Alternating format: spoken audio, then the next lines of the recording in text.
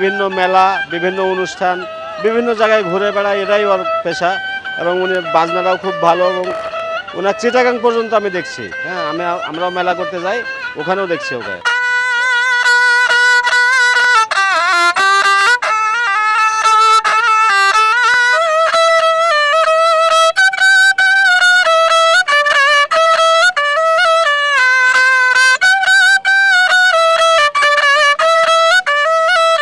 আমি আজ থেকে 40 বছর ধরে বেহালা বাজাচ্ছি। বিভিন্ন আনাচে কানাচে বিক্রি করি। মেলার সিজন হলে আমি মেলায় বিভিন্ন জায়গা যাই। চিটাগাং জব্বরের বলি খেলার মেলা হলে আমি চলে যাই বৈশাখে, এবং বৈশাখে আমি এই চারুকলার এখানেই থাকি। এবং 21শে ফেব্রুয়ারি হলে, 16 ডিসেম্বর হলে আমি সেই টিএসির দিকে আমি বিক্রি করি।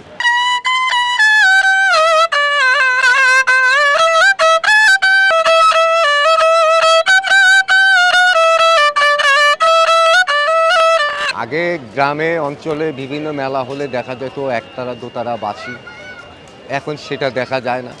তো এই বেহালা ধরে রেখেছি, এটা আমাদের পূর্বপুরুষের, এটা ধরে রেখেছি নিজে ঐতিহ্য মনে করে দেশের।